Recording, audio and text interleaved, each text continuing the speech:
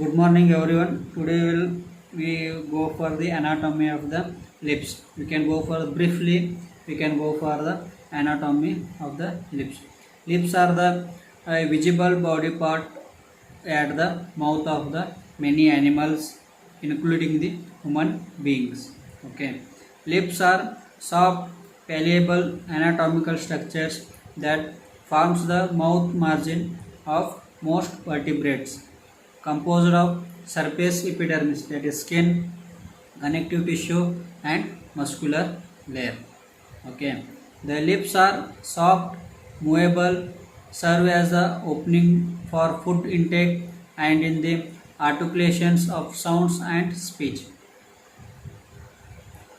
And human lips are the tactile sensory organs. They have the different function in the erogenous zone. Okay, can go for the next slide. These are some shape of the lips, different shapes of the lips.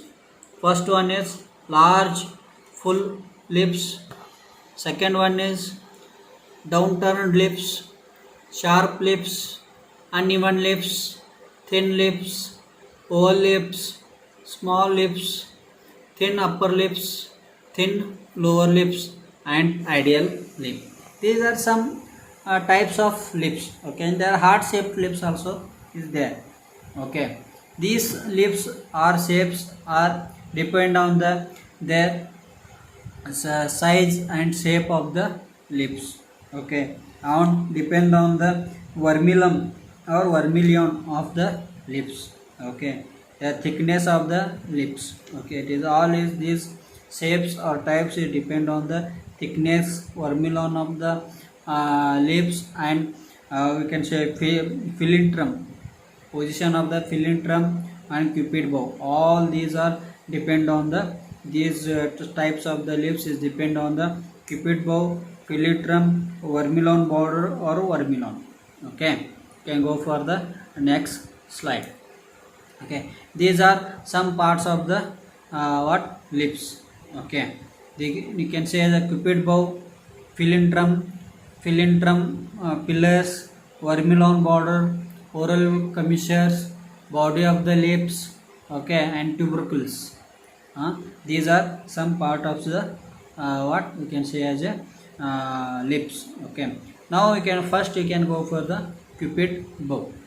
Okay, what is mean by the cupid bow? First, the cupid, it is a word came from the, it is a Latin word.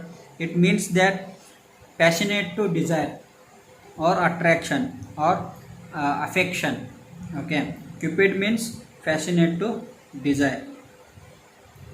This is the cupid. By the cupid bow we have the maintain the shape of the upper lip, and by this you can say the shape and attraction or fascinate, all is depend on the about this bow.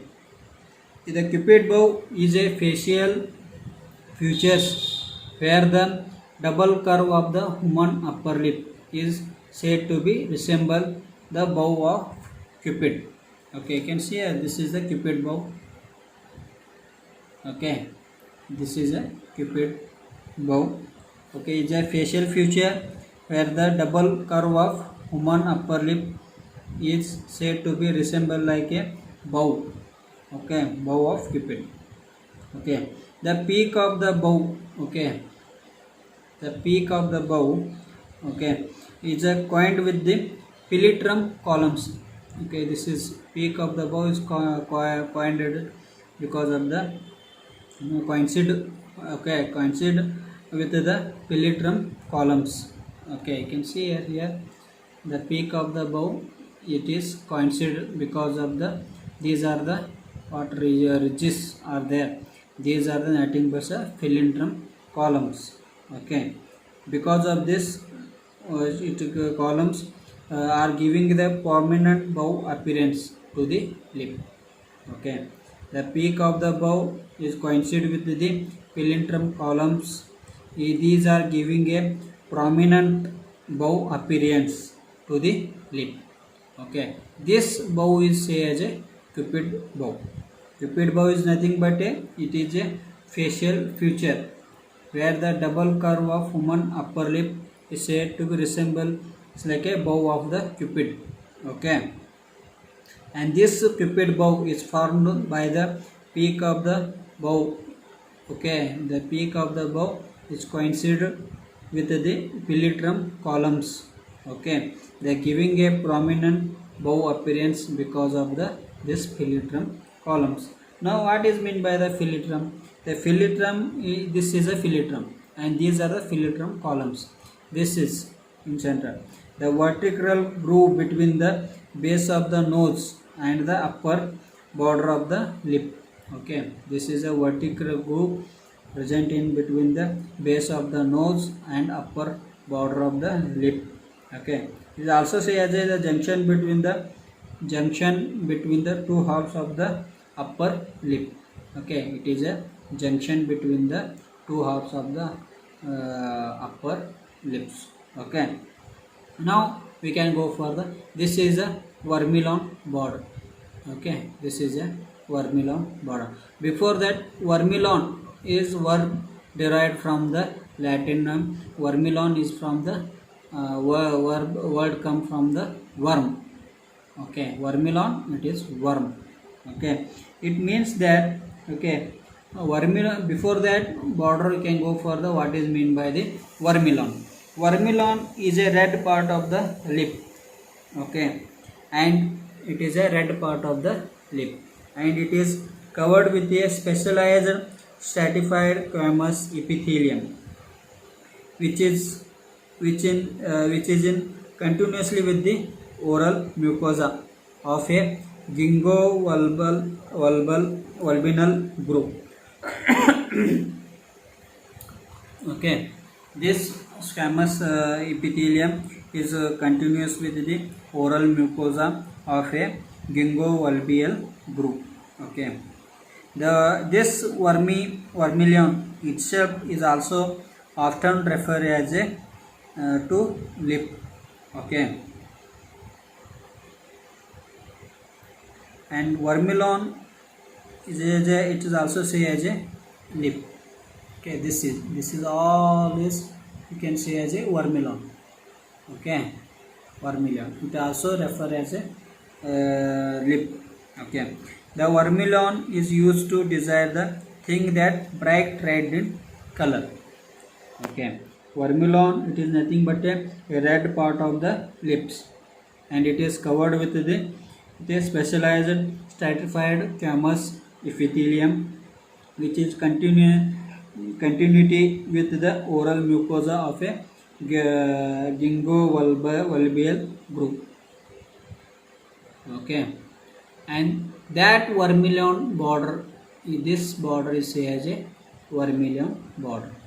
Okay, this is a vermilion border. This is a vermilion border. Now, where the upper lip and lower lip is joint or junction, okay, that site is say as a oral commissure. Okay, or junction, that part is say as a oral commissure. One is two oral commissures are there. Okay, now we can go for the tubercle. Okay, these tubercle are the nothing but the the tubercles of the upper and lower lip are the natural areas of prominence that should be enhanced during the lip augmentations.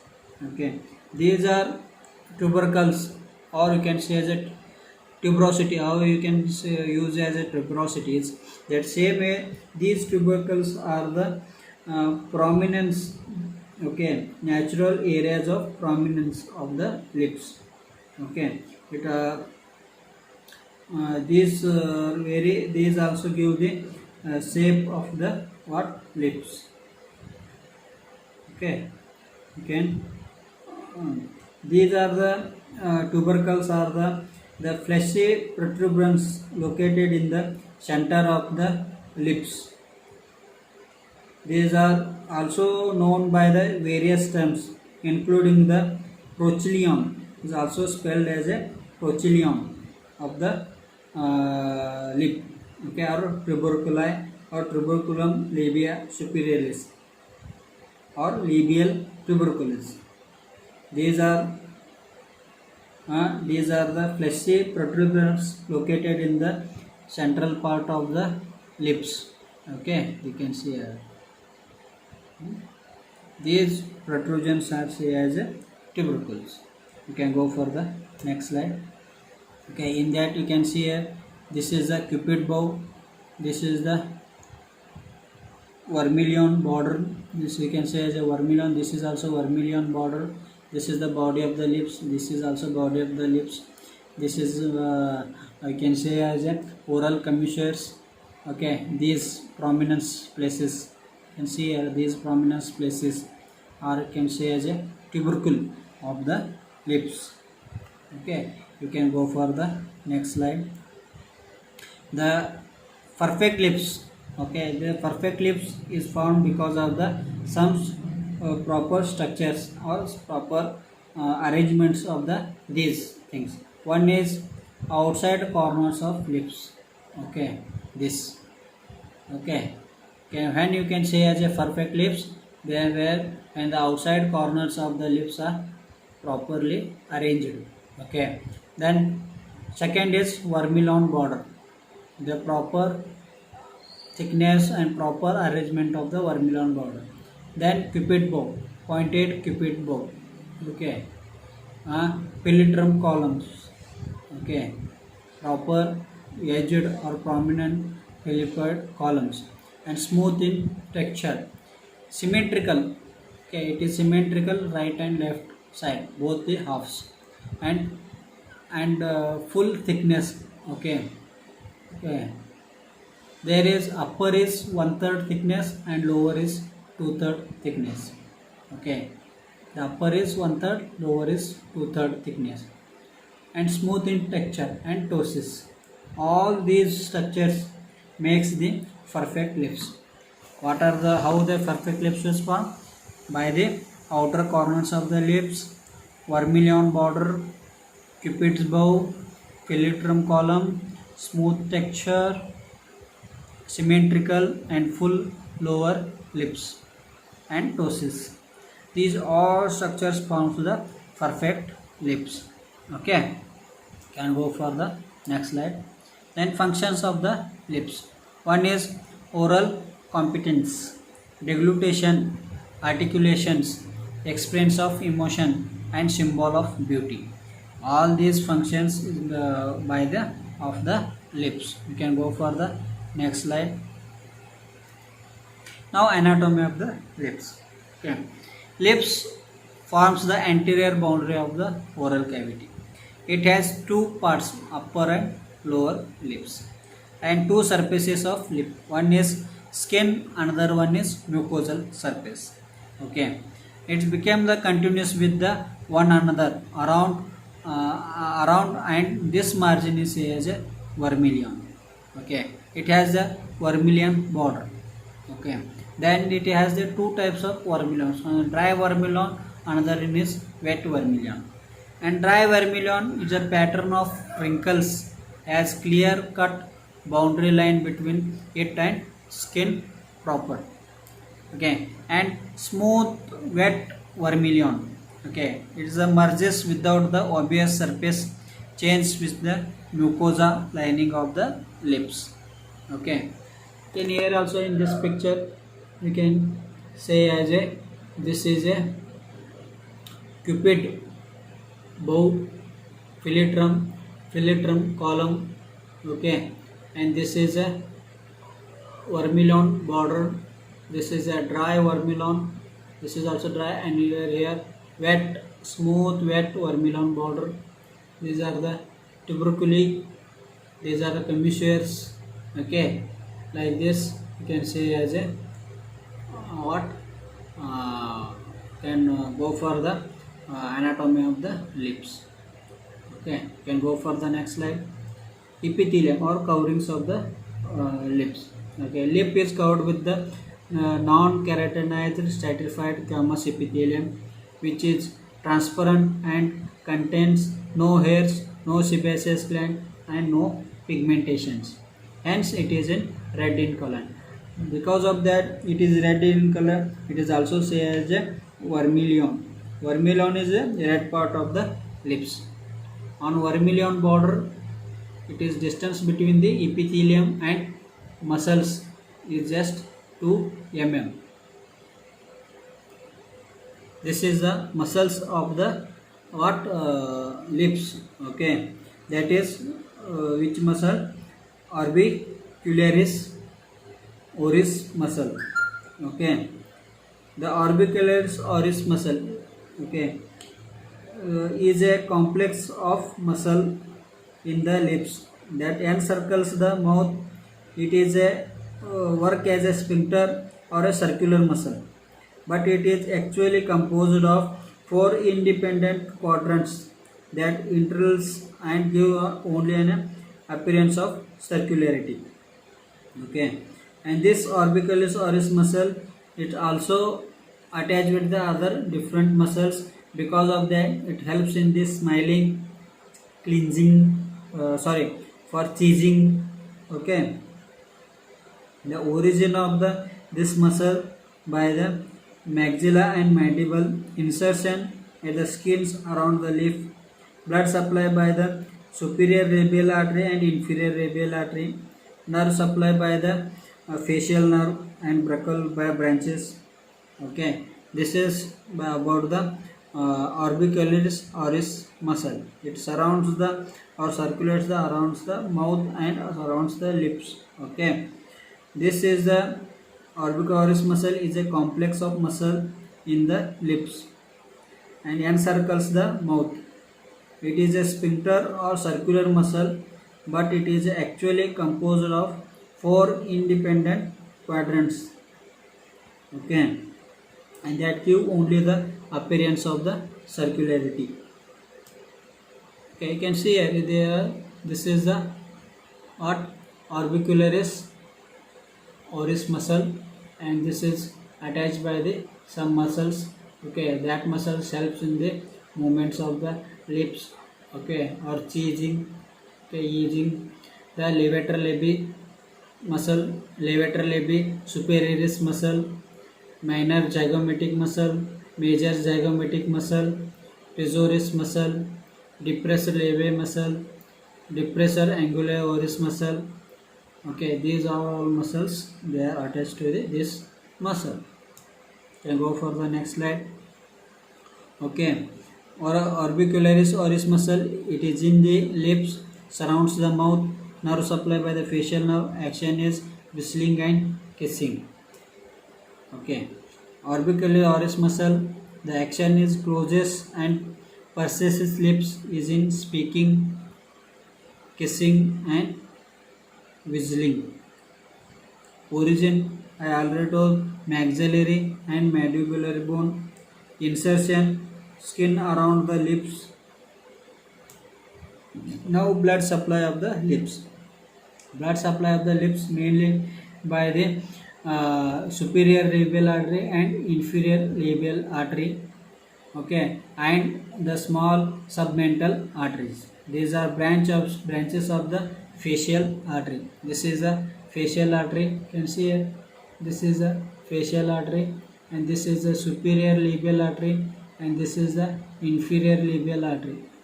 This is the facial artery, this is the superior labial artery, and this is the inferior labial artery. Okay, and this is the ascending submental artery. Okay, this is the submental artery. Is mainly most of area of the lips is supplied by the labial arteries, superior and inferior labial arteries, and some part of the submental artery. Okay, this is the labial arteries are the branches of the facial artery. Okay, you can go for the next slide. Then nerve supply in that motor nerve inversion. Okay, facial nerve, okay, buccal and elevator commissures of the orbicularis oris muscle, marginal mandibular, that is lips, depressors. Okay, now we can go for the sensory inversions, that is by the trigeminal nerve, mental nerve, terminate branch of the inferior alveolar nerve or mandibular branch and lower lip, and infraorbital nerve, that is a branch of the maxillary branch, and it is for the upper lip. Okay, now we can go for the lymphatic drainage. Upper lip drain into the periauricular lymph nodes, infraparotid lymph nodes, and submandibular lymph nodes. And lower lip is by the middle portion of the lower lip is by the submental lymph nodes, and lateral portion by the submandibular lymph nodes. And you can go for the applied anatomy of the lips, that is the congenital cleft lips, okay, or asymmetrical lips, okay, and inflammation of the lips, you can say the cheilitis, okay. Then C of the lips, okay, some you can say mucosal cysts in the lips, okay, cystic swellings on the lips. These are all about the applied anatomy of the lips. Okay, thank you very much.